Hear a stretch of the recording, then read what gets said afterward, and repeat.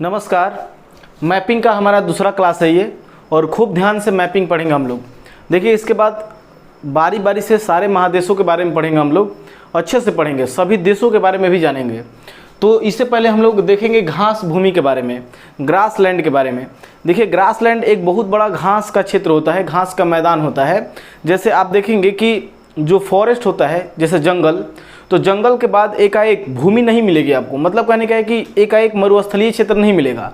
मतलब कि भूमि, जंगल के बाद छोटे छोटे घास के क्षेत्र मिलेंगे, उसके बाद धीरे धीरे एकदम ज़मीनी क्षेत्र, मतलब कहने का है कि मरुस्थलीय क्षेत्र मिलता है। तो जंगल के बाद एकदम मरुस्थलीय क्षेत्र नहीं मिलता है, उसके बीच में मिलता है घास का मैदान। तो घास का क्षेत्र है, घास का क्षेत्र बहुत ज़्यादा मात्रा में पाया जाता है। पूरी दुनिया का 1/4, मतलब कहने का है कि 4 भाग में 1/4 बोल सकते हैं कि 4 भाग में 1 भाग क्या है, पूरे घास के मैदान है। तो घास के मैदान 2 ही प्रकार के होते हैं। मतलब कहेंगे कि घास का जो क्षेत्र होता है वो 2 प्रकार का होता है, जो मैंने यहाँ पर दिखाया है। एक होता है उष्णकटिबंधीय घास का मैदान। उष्णकटिबंधीय घास का मैदान को बोलते हैं ट्रॉपिकल। ट्रॉपिकल कहिए, चाहे हॉट कहिए, चाहे टॉरिड कहिए, तो ये ट्रॉपिकल होता है, उष्णकटिबंधीय ग्रास लैंड होता है ये। और उसके बाद दूसरा होता है शीतोष्णकटिबंधीय घास का मैदान। आज इन्हीं दोनों के बारे में समझेंगे कि उष्णकटिबंधीय घास का मैदान क्या होता है और शीतोष्णकटिबंधीय घास का मैदान क्या होता है। देखिए, स्थानीय भाषा में, लोकल लैंग्वेज में इसे अलग अलग देशों में अलग अलग नाम से जाना जाता है। जैसे उष्णकटिबंधीय है तो इसे अलग अलग देशों में देख लीजिए ये कौन कौन से नाम से जाना जाता है। और यहाँ पर शीतोष्णकटिबंधीय जो घास का मैदान है, इसे भी अलग अलग जगह पर स्थानीय नामों में अलग अलग नाम से जाना जाता है। अब सबसे पहले समझेंगे कि उष्णकटिबंधीय क्या होता है और शीतोष्णकटिबंधीय घास का मैदान क्या होता है। देखिए, मैंने आपको पढ़ाया है, पीछे आप देख लेंगे वीडियो, कि पृथ्वी को 3 कटिबंधों में बांटा गया है, जिसमें एक है उष्णकटिबंधीय क्षेत्र, दूसरा है शीतोष्णकटिबंधीय क्षेत्र और तीसरा है शीत कटिबंध क्षेत्र। एक को बोलते हैं ट्रॉपिकल, दूसरे को बोलते हैं टेम्परेट जोन और तीसरे को बोलते हैं फ्रिजिड जोन। अब इसमें से देखिए, आप जानते हैं कि पूरे पृथ्वी है हमारी, पृथ्वी के बीचों बीच, मतलब कि पृथ्वी पर बीचों बीच एक लाइन खींची गई है। यहाँ पर ये काल्पनिक रेखा है, इसको बोलते हैं भूमध्य रेखा। भूमध्य रेखा उसको बोलते हैं जो पूरे पृथ्वी को 2 बराबर भागों में डिवाइड करती है। इसे ये कितने डिग्री पर है, ये 0 डिग्री है। 0 डिग्री अक्षांश को विषुवत रेखा या भूमध्य रेखा कहा जाता है। तो भूमध्य रेखा जो है, इस पर सूर्य की किरणें लंबवत गिरती है। सूर्य की किरणें लंबवत पड़ने के चलते यहाँ पर बहुत ज़्यादा गर्मी होता है। अब यहाँ से जैसे जैसे आप इधर बढ़ेंगे तो ठंडा होता जाएगा। मतलब ये जो हमारा कॉन्टिनेंट है, आप देखें कॉन्टिनेंट मतलब कहने का है कि ये पोल है, ध्रुव, इसे बोलते हैं उत्तरी ध्रुव। ये उत्तरी ध्रुव है और ये कौन सा है, दक्षिणी ध्रुव है। तो नॉर्थ पोल की तरफ जाएंगे आप, तो यहाँ से बढ़ेंगे आगे तो ठंडा होगा। मतलब कहने का है कि यहाँ पर बर्फ़ से ढका हुआ है। और फिर यहाँ से अगर दक्षिण की ओर बढ़ते हैं तो यहाँ पर भी क्या है, यहाँ पर पूरा बर्फ़ से ढका हुआ है। तो कहने का मतलब ये है कि 23.5 डिग्री से लेकर के 23.5 डिग्री दक्षिण तक, 23.5 डिग्री उत्तर को बोलते हैं कर्क रेखा और 23.5 डिग्री दक्षिण को बोलते हैं मकर रेखा। इन दोनों के बीच के क्षेत्र को क्या बोलते हैं, उष्णकटिबंधीय क्षेत्र बोलते हैं। उष्णकटिबंधीय यानी कि हॉट जोन बोला जाता है। और यहाँ पे तापमान ज़्यादा होता है। तो अब बताइए कि जो घास का मैदान इन क्षेत्रों में पाया जाएगा, जो घास का मैदान इन क्षेत्रों में पाया जाएगा, उसे कहेंगे उष्णकटिबंधीय घास क्षेत्र। बात समझ रहे हैं ना। और उसके बाद ये 23.5 डिग्री के बाद, ये देखेंगे 23.5 डिग्री के बाद ये जो एरिया देख रहे हैं 23.5 से 66.5 के बीच, इसे बोला जाता है टेम्परेट जोन, शीतोष्ण कटिबंधीय क्षेत्र। और यहाँ से भी 23.5 से अगर नीचे देखेंगे आप, तो इसे भी क्या कहा जाता है, इसे भी शीतोष्ण कटिबंधीय क्षेत्र कहा जाता है। तो इस क्षेत्र में और इस क्षेत्र में जो घास के मैदान पाए जाएंगे उसे कौन सा कहा जाएगा, तो उसे कहा जाएगा शीतोष्ण कटिबंधीय घास का मैदान। समझ गए होंगे आप लोग कि उष्ण कटिबंधीय घास का मैदान किसे बोलते हैं और शीतोष्ण कटिबंधीय घास का मैदान किसे कहा जाता है। अब देखिए, अब 66 से लेकर 90 डिग्री यहाँ पर है और 90 डिग्री यहाँ पर है। मतलब 66.5 से 90 और 66.5 से 90, यहाँ तो बर्फ से ढका हुआ है, यहाँ पर तो कोई घास का मैदान हो नहीं सकता है। तो इसका मतलब साफ साफ है कि 0 से लेकर के 66 तक ही वनस्पति मतलब घास का मैदान पाया जाता है। अब देखिए, अब हम लोग बारी बारी से पढ़ेंगे। एक बात समझिएगा, देखिए एग्जाम में कभी कभी ऐसे पूछा जाता है कि ये घास का मैदान किस देश में पाया जाता है। लेकिन ऐसे भी प्रश्न पूछा जाता है कि निम्नलिखित में से कौन सा घास का मैदान उष्णकटिबंधीय है या शीतोष्ण कटिबंधीय है, ऐसे करके पूछा जाता है। या ऐसे पूछ देगा कि सवाना घास का मैदान किस प्रकार का है। तो इस तरीके से हमें ध्यान में रखना है। देखिए मैं बता दे रहा हूँ तरीका कि आप कैसे इसे याद रखेंगे। तो इसे देखिए, ये विषुवत रेखा है, तो विषुवत रेखा के नज़दीक में जो भी घास का मैदान होगा वो कैसा होगा, तो वो होगा आपका उष्णकटिबंधीय। जैसे इस एरिया में मान लीजिए कि ये ब्राज़ील है, ये मान लीजिए कि यहाँ से लेकर के यहाँ तक ये दक्षिण अफ्रीका है, और दक्षिण अफ्रीका में जो देश, हम लोग बारी बारी से जब महादेश पढ़ेंगे तो पता चल जाएगा, जो देश इस विषुवत रेखा के नज़दीक में होंगे और वहाँ पर उनमें घास का मैदान होगा तो वो उष्णकटिबंधीय घास का मैदान होगा। तो चलिए बारी बारी से समझते हैं। सबसे पहले तो देखिए, सबसे पहले हम चलते हैं, एक घास का मैदान आपको मिलेगा यहाँ पर। एक घास का मैदान मैं नहीं लिखा हूँ, यहाँ पर देख लीजिएगा, प्रेयरी। प्रेयरी ये उत्तरी अमेरिका में है, ये उत्तरी अमेरिका में, इसे ध्यान में रखना है, बहुत ही महत्वपूर्ण है।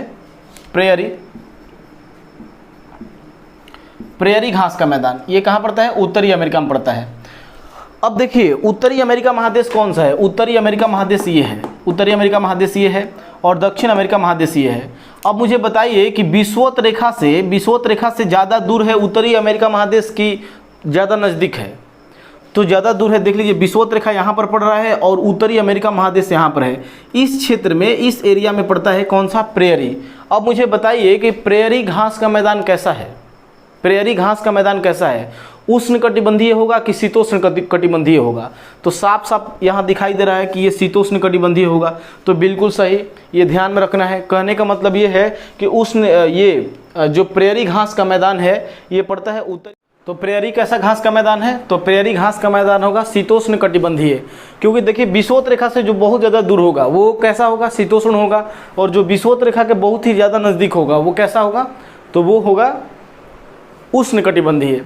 अब देखिए, अब सबसे पहले हम लोग देखेंगे उष्णकटिबंधीय घास के बारे में और शीतोष्ण कटिबंधीय घास के बारे में।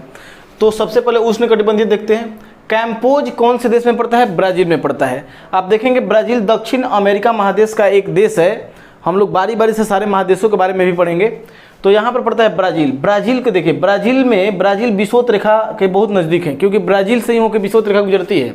तो ब्राज़ील में अब ये कैम्पोज घास का मैदान पड़ता है। तो कैम्पोज कैसा घास का मैदान होगा, तो ये होगा आपका उष्णकटिबंधीय घास का मैदान। उसके बाद सेराडो आप लोगों में से 90% लोगों को पता नहीं होगा कि सेराडो घास का मैदान कहाँ पड़ता है। तो देखिए सेराडो घास का मैदान है ब्राज़ील में, तो इसे भी ध्यान में रखिएगा, ये ब्राज़ील का क्षेत्र है, तो ब्राज़ील में ही पड़ता है, और ये भी उष्णकटिबंधीय घास का मैदान है। उसके बाद है लानोज पड़ता है वेनेजुएला के साथ ही इसको हमेशा दिखाया जाता है एग्जाम में, बार बार एग्जाम में ऐसे ही पूछा जाता है कि वेनेजुएला में कौन सा घास का मैदान है, या लानोज घास का मैदान किस देश में पाया जाता है, तो वेनेजुएला में, ध्यान में रखिएगा। वेनेजुएला के अलावा ये कोलंबिया में भी पड़ता है, तो पेयर अगर बना कर देता है तो ये देख लेना है, वेनेजुएला नहीं देगा तो आंसर लगाना है कोलंबिया। तो लानोज घास का मैदान वेनेजुएला और कोलंबिया में पड़ता है, और ये भी विषुवत रेखा के बहुत नज़दीक पड़ते हैं यहाँ पर, तो याद रखिएगा, महत्वपूर्ण है ये, कोलंबिया से विषुवत रेखा गुजरती है। उसके बाद सवाना जो उष्णकटिबंधीय घास का मैदान है ये पड़ता है अफ्रीका में। देखिए अफ्रीका के इस क्षेत्र में, यहाँ से सूडान, केन्या, तंजानिया से होकर के विषुवत रेखा केन्या से होकर गुजरती है, तो केन्या के बगल में सूडान ये सब पड़ता है, तो बहुत गर्म क्षेत्र है ये। तो कहने का मतलब ये है कि यहाँ पर भी सवाना क्षेत्र पड़ता है, तो सवाना में भी क्या है, सवाना भी उष्णकटिबंधीय घास का मैदान है। तो विषुवत रेखा के जो नज़दीक में पड़ेगा वो उष्णकटिबंधीय घास का मैदान होगा। उसके बाद हम आगे बढ़ते हैं तो देखेंगे शीतोष्ण कटिबंधीय घास के मैदान के बारे में। सबसे देखते हैं पहले पंपास के बारे में। पंपास पड़ता है अर्जेंटीना में। अर्जेंटीना दक्षिण अमेरिका महादेश का ही एक देश है।